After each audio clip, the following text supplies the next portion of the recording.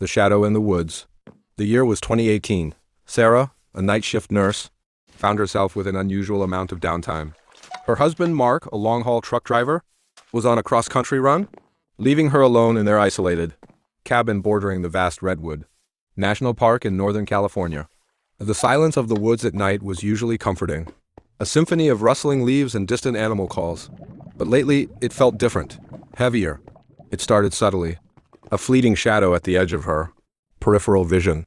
As she walked from the car to the front door, the distinct snap of a twig outside her bedroom window, too close to be a deer.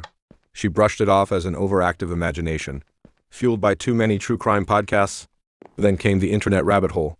One particularly slow night, fueled by caffeine and a morbid curiosity, Sarah stumbled upon a forum dedicated to unsolved missing person cases in national parks. As she scrolled, a familiar name caught her eye: Emily Carter, a young woman, just 23, who had vanished without a trace from the very Redwood National Park that bordered Sarah's property. Her case was eerily similar to many others listed: experienced hikers, well-prepared, who simply ceased to exist.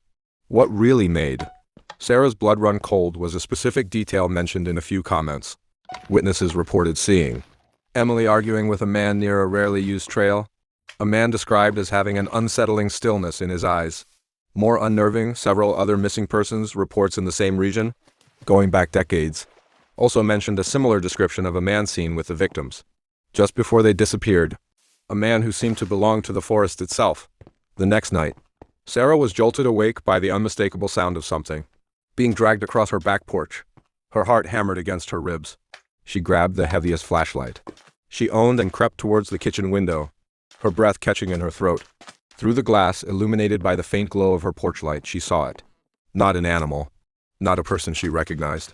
It was a barefoot print in the dew-soaked grass, undeniably human but too large, too elongated to be typical, and next to it a long, faint drag mark, as if something heavy had been pulled away from the house and into the tree line. Sarah's mind raced back to the forum. The stories of the silent man, the unsettling stillness in his eyes, the disappearances where people seemed to simply vanish, leaving behind no struggle, no trace, just an unsettling emptiness. She didn't call the police. What would she even say? There's a large footprint and a drag mark in my yard, and I think a ghost forest man is trying to get me. She knew how it sounded. Instead, she spent the rest of the night barricaded in her bedroom, listening, her senses hyper-alert to every creak of the old house, every whisper of the wind through the trees. The next morning, the footprint and the drag mark were gone, evaporated with the morning dew. Sarah tried to tell herself it was just her imagination, a trick of the light, the product of a sleep-deprived mind filled with dark stories. But the feeling persisted, the feeling of being watched, the unsettling knowledge that something ancient and predatory lurked in those otherwise beautiful woods. A week later, Mark returned. Sarah, still shaken, tried to explain. He listened patiently, then gently suggested she might be overworked. As he unpacked his truck, he called out from the garage, "Hey, honey, did you leave the back door open when I left?" Sarah walked to the garage, confused.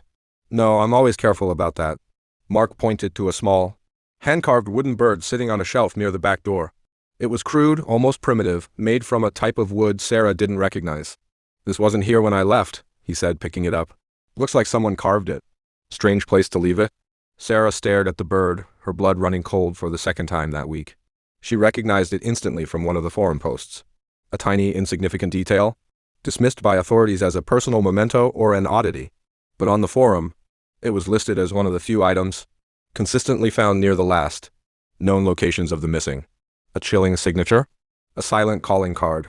Sarah didn't tell Mark what she knew. How could she? How could she explain that the seemingly harmless trinket was a terrifying message, left by something that had been on their porch?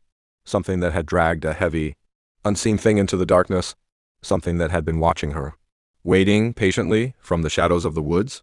The silence of the redwoods never felt comforting again.